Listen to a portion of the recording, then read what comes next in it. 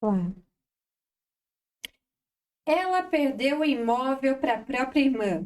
O erro que pode custar a sua casa. Seja muito bem-vindo a mais um programa, mais uma live. E agora, doutora, aqui no Correio do Lago. Eu sou a Aline Kathleen, eu sou advogada especialista em criminal e civil. E eu trouxe esse tema que é super importante para você. Tem um imóvel, pode ser que esteja em processo de inventário ou alguma herança, e você tem algum parente morando nesse imóvel. E agora, doutora, o que será que pode acontecer para alguém perder um imóvel ou perder uma casa? Como isso pode ser evitado? O caso aconteceu no interior de São Paulo. A real proprietária, comprou o seu imóvel no ano de 2001, na casa. Casa bonita, 2 quartos, 2 banheiros, área gourmet. Ela comprou esse imóvel com o intuito de investir, o intuito de colocar para locação. Entretanto, a própria irmã, acreditem vocês, a própria irmã pediu se podia morar um tempo naquela casa, afinal a casa estava vazia, a proprietária não conseguiu alugar, né, com tanta facilidade esse imóvel. Deixou a irmã morando lá. Disse, olha, pode ficar até eu alugar ou até você conseguir um lugar melhor. Esse era o acordo verbal entre as duas. O que acontece? O tempo foi passando, passou um ano, passou 2, passou 3, passou 4, passou 5, 20 anos se passaram. E a irmã continuava na casa. E vocês sabem que para ficar 20 anos numa casa, obviamente, você vai fazer alguma reforma na casa, né? Uma pintura, constrói ali um puxadinho, amplia aqui, reforma ali. Foram feitas benfeitorias na casa pela irmã, estava morando de favor nessa residência. E o que acontece? Passado todos esses anos, e não pensem que, nossa, doutora, 20 anos é muito tempo. Você está morando no imóvel, o tempo ele vai passar de qualquer maneira, não é o que dizem? Pois muito que bem, veja só o desfecho dessa história para evitar que isso aconteça com você.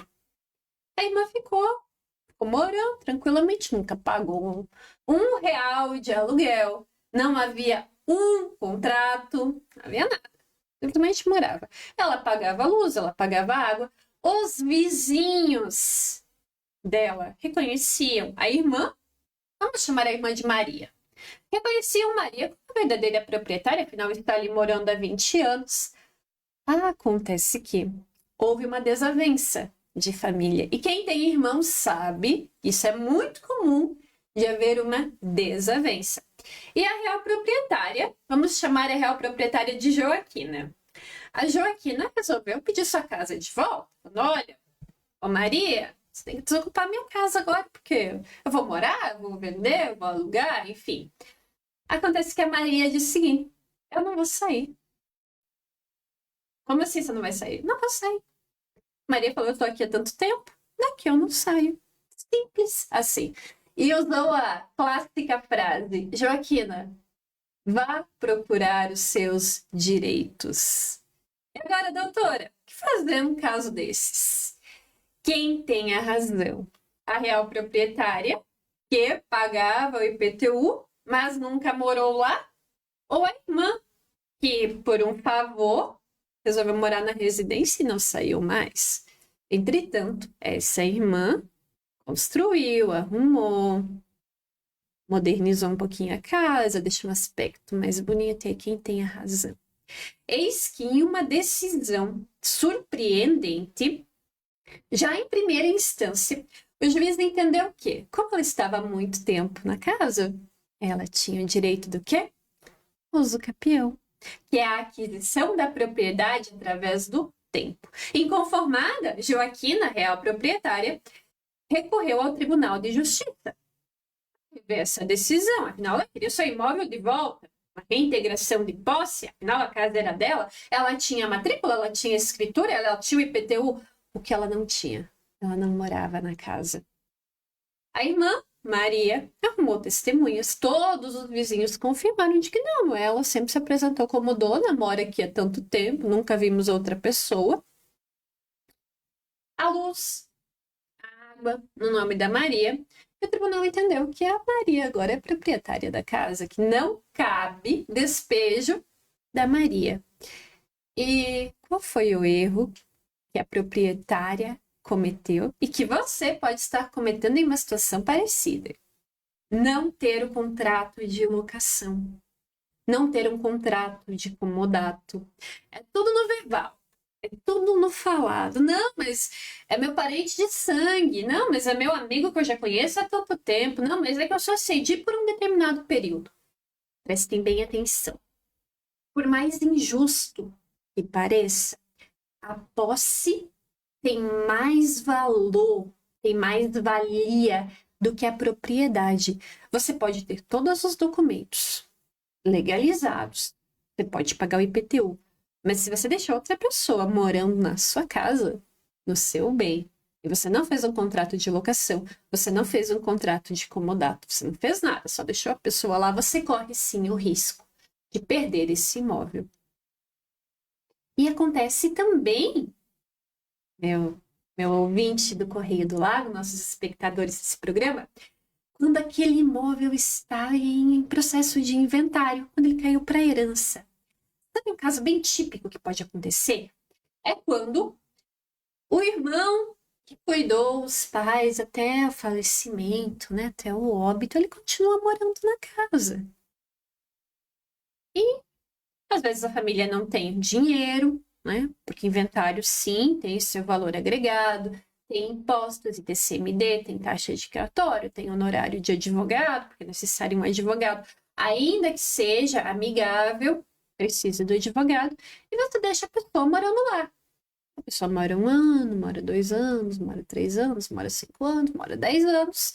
E sim, pode acontecer de perder o imóvel para essa pessoa que ficou morando lá.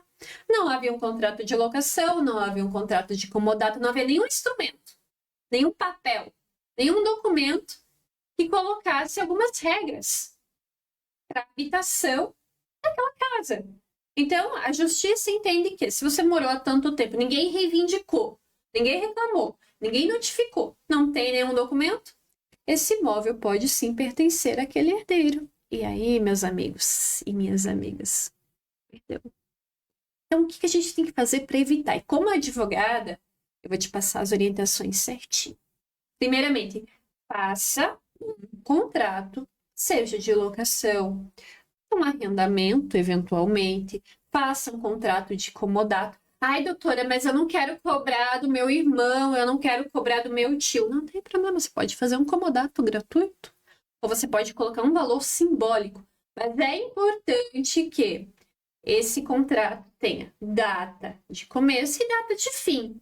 Nada obsta, nada impede que esse contrato, posteriormente, ele seja estendido, seja prorrogado para 1 ano, 2 anos, 3 anos, enfim, o tempo que for necessário. Mas você tem que ter um documento para comprovar que aquele imóvel, além de ser seu, aquela pessoa, ela está naquele imóvel, mas o imóvel não vai pertencer a ela. O imóvel é seu. Então, mesmo que seja gratuito, formalize, procure um advogado da tua confiança, porque depois que o tempo passar, tiver uma desavença e você vai querer o seu imóvel de volta, você corre o risco de, além de perder esse imóvel, ter que pagar uma eventual indenização. Você já pensou, perder o imóvel, ter que pagar uma indenização por danos morais, honorário de advogado, custas do processo? Então, não cometa esse erro jamais. Primeiramente, o contrato, o documento assinado por 2 testemunhas, ou mesmo reconhece firma no cartório, tenha tudo certinho, guarde essa documentação, vá eventualmente fazer uma visita nesse imóvel. Outro ponto importante, só permita que sejam feitas benfeitorias. Doutora, o que é uma benfeitoria? Benfeitoria é qualquer modificação que a pessoa vai fazer no imóvel. Por exemplo, uma pintura é uma benfeitoria? Sim, é uma benfeitoria. Trocar uma janela é uma benfeitoria? Sim, é uma benfeitoria. De modo que guardar as notas fiscais dessa benfeitoria. Se essa benfeitoria era útil, se ela era necessária, ou se ela era, que a gente chama de voluptuária. Doutora, mas o que é uma benfeitoria voluptuária? É aquela benfeitoria, por exemplo, uma piscina. É uma benfeitoria. Você está melhorando aquele imóvel, você está agregando valor àquele imóvel. É uma benfeitoria? É uma benfeitoria. Ela é necessária? Bom, se você morar em uma região quente como a nossa, pode dizer que sim, é necessária, mas para fins de moradia, não é tão necessária. Ela é um luxo, ela é algo que agrega valor, mas ela não é necessária. Agora, caiu o telhado da minha casa, apresentou goteira. Essa benfeitoria precisa trocar o telhado, ou mesmo uma viga, ou a calha que sempre dá problema, ainda mais hoje, né? Estamos com chuva aqui em Santa Helena. Olha, a calha deu problema. É uma benfeitoria o quê? Necessária. Precisa, porque você vai deteriorar esse imóvel. Então, quando o imóvel ele está sob a posse de outra pessoa, e essa pessoa vai fazer uma benfeitoria, é bom que seja combinado. Sabe aquele velho combinado que não sai caro? É o caso. Combine, olha, as benfeitorias você vai poder fazer, mas pega a nota fiscal disso, pega a nota fiscal daquilo, vamos fazer assim, vamos fazer assado. E se o imóvel é seu, o dever é seu de ir lá averiguar as condições desse imóvel. Até mesmo, vou dar uma dica de ouro aqui para você. Você é dono de um imóvel, você alugou, você cedeu, você emprestou. É bom dar uma conferida para ver se não está havendo nenhuma atividade ilícita naquele imóvel, para não sobrar uma dor de cabeça para você. Você pode nem estar sabendo, mas o dever de fiscalizar, ele é seu, você não é o dono. Obviamente que, enquanto proprietário de algo, eu me responsabilizo pelos cuidados, pela proteção daquele bem. Afinal, todo mundo sabe o quanto é suado conquistar um patrimônio. Portanto, lembre sempre de fazer as notificações, consultar um bom advogado, fazer um contrato, ainda que gratuito, tá bom? E aí você evita muita dor de cabeça, evita cometer esse erro e evita também perder o seu patrimônio. Esse foi mais um E Agora, Doutora? Hoje, excepcionalmente, nessa quinta-feira, véspera de feriado. Eu agradeço muito a sua audiência, a sua atenção, muito grata. Segunda-feira estaremos aqui de volta com mais um tema. E se você tiver alguma dúvida, sinta-se à vontade para comentar, para compartilhar. Você conhece alguém que emprestou um imóvel ou tem algum parente? Encaminhe esse conteúdo, salva, segue o Correio do Lago e me adiciona nas redes sociais também. Um grande abraço, fiquem todos com Deus.